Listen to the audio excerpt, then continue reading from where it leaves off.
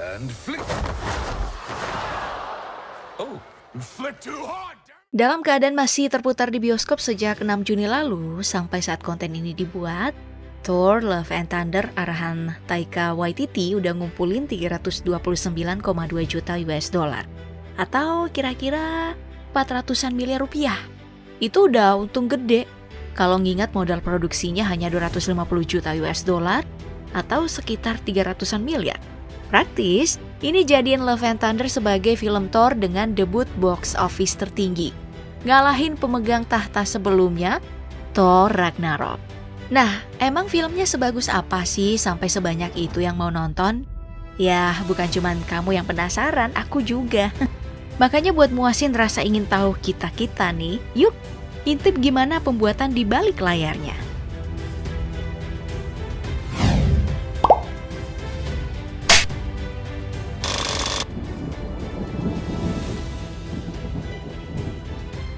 Sewaktu Thor Ragnarok masih digarap, Waititi sebenarnya udah namatin beberapa versi komik Sang Dewa Petir. Cuman, setelah merenung cukup lama, konsep yang akhirnya dia sodorin ke sutradara secara garis besar hanya dua yang keterima. Pertama, ada konsep Mighty Thor versi Jason Aaron, yang alter egonya adalah Jane Foster, dan nyaris sepenuhnya ngikutin komik, termasuk narasi soal sang doktor yang kena kanker. Tapi nih, karena ada sekuensi MCU yang perlu diikutin, jadinya bagian pas Jane Foster minta diantar sama Heimdall ke bulan buat ngambil Mjolnir, itu nggak bisa kepake sama sekali. Sementara untuk konsep kedua, dalam urusan karakter antagonis, Gorr the God Butcher yang lolos sebagai opsi, malah dapat nasib yang lebih parah. Karena meski beberapa backstory-nya masih bisa diambil, perkara kayak penampilan itu mesti dimodifikasi lagi biar nggak kelihatan mirip sama Voldemort dari studio sebelah. Dan bukan cuma itu, urusan senjata Gorr Necrosword yang dalam komik adalah warisan dari Null, sang dewa kegelapan.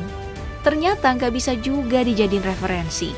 Gegara posisinya sebagai pencipta simbiot, atau mungkin kamu lebih familiar kalau disebut Venom. Nah, tahu sendiri kan, karakter yang satu ini hak ciptanya masih dipegang sama siapa? Jadi nggak usah heran kalau dalam film Thor, nama pengguna Necrosword sebelum Gorr itu nggak disebutin sama sekali. Cuman itu bukan bencana besar yang mesti diributin. Karena toh selama nonton Thor, kita semua tetap dapat fanservice yang layak. Kayak penampilan para karakter Guardian of the Galaxy selama awal film. Eits, jangan salah sangka, itu bukan fanservice biasa ya. Karena nyatanya James Gunn selaku penulis dan sutradara dari 3 film Guardians of the Galaxy itu udah tukaran baca naskah loh dengan Waititi. Soal kapasitas karakter masing-masing dalam cerita selama dipinjam nih. Dan emang sebagai bocoran, latar belakang Guardian of the Galaxy saga selanjutnya punya hubungan kuat dengan cerita The Love and Thunder. Jadi pada tunggu aja deh.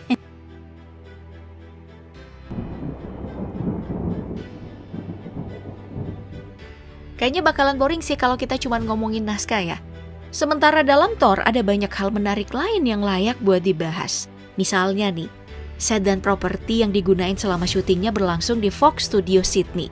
Ya, walaupun udah ada FX-nya, beberapa sorotan dalam film ini memang tetap butuh penampakan dan pencahayaan natural.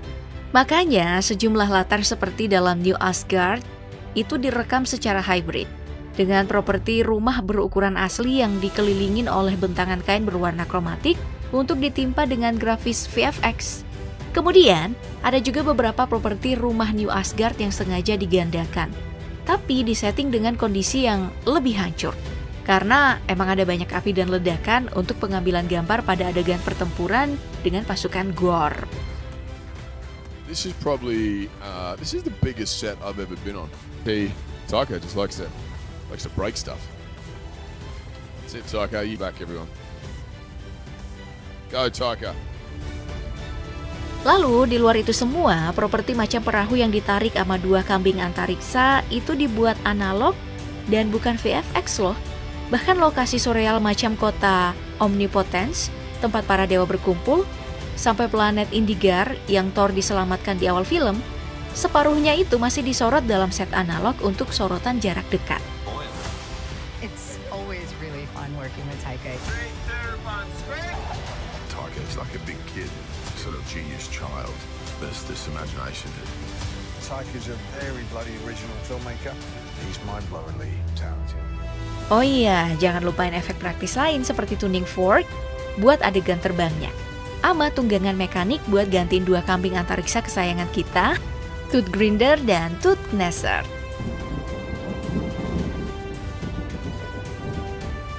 Set dan properti syutingnya tentu bukan satu-satunya hal menarik yang layak dibahas ya.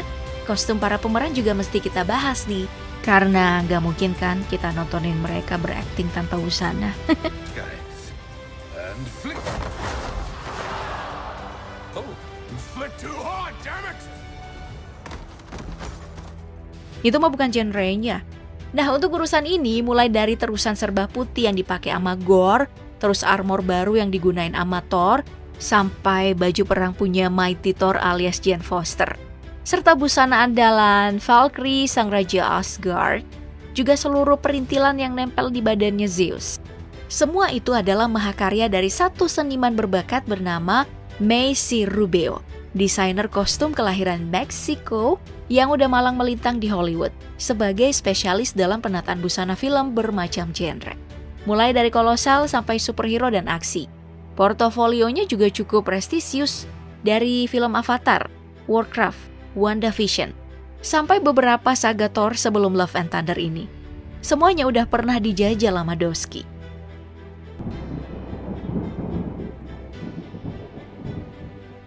Ya, ada banyak fakta menarik dari balik layar Thor Love and Thunder. Dan fakta soal latihan keras para aktor untuk dapat postur tubuh yang sesuai dengan peran adalah hal penting lain yang layak untuk kita bahas. Chris Hemsworth misalnya, setelah memainkan karakter Thor untuk ke-8 kalinya, Love and Thunder sukses membuatnya jadi versi paling besar dari segi postur. Dengan total berat mencapai 105 kg. Gak main-main. Menurut sang pelatih Luke Zocchi, Hemsworth mesti makan seenggaknya 8 kali dalam sehari. Selama proses syuting, supaya semua massa otot dan berat badan yang dia capai ini bisa tetap bertahan. Dan bukan cuma Hemsworth, Natalie Portman yang comeback-nya diumumin secara simbolis lewat penyerahan Mjolnir di perhelatan Comic-Con 2019 lalu. Mau nggak mau harus ngelakuin hal yang sama selama 10 bulan. Mulai dari ikut ngelakuin diet ketat buat nambah massa tubuh, sampai pelatihan fisik yang ekstrim buat ngebentuk otot dan daya tahannya selama adegan laga. Karena posisinya bukan sekedar Jane Foster lagi, tapi udah jadi Mighty Thor. Pelatihan bukan satu-satunya kabar menarik dari balik layar sih soal para pemeran. Kalau kamu perhatiin, di jajaran cast ada sejumlah nama Hemsworth yang mengisi slot pemeran. Putra Chris Hemsworth, Sasha, dan Tristan. Mereka ini meranin Thor muda yang lari-larian di awal film. Terus putrinya, India Rose Hemsworth, yang dulu masih bayi di awal saga, kini ikut ambil peran sebagai Love, putri Gore sang antagonis, yang akhirnya jadi anak angkat sang dewa petir. Dan bukan cuma itu, saudaranya Chris, Luke Hemsworth, balik lagi meranin Thor KW versi aktor panggung. Lalu sang istri, Elsa Pataky, juga ambil peran dalam scene sebagai mantannya Thor, si cewek serigala. Tapi kalau menurut aku sih, hal yang paling gemesin dari balik layar justru keberadaan Devin si kambing. Look at him. He's brilliant. He is so dedicated to the craft. I'm sad. Yang jadi model dasar buat 2 karakter favorit banyak penonton, Tooth Grinder and Tooth Gnasher. Yap, 2 kambing antariksa ini emang menghibur banget sepanjang film. Apalagi jeritan aneh mereka. Cuma tahu gak sih, ternyata berdasarkan keterangan dari sang sutradara, suara dari kedua kambing ini memang diambil dari meme lama Taylor Swift. Coba deh, kalian bandingin sendiri kalau nggak percaya.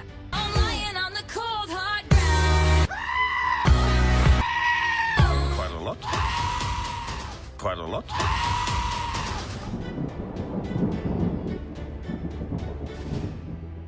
Namun tetap aja, meski semua hal yang barusan kita bahas sudah lebih dari cukup buat dijadiin bukti dedikasi para sineas, kalau belum bahas efek visual rasanya tuh kayak belum lengkap.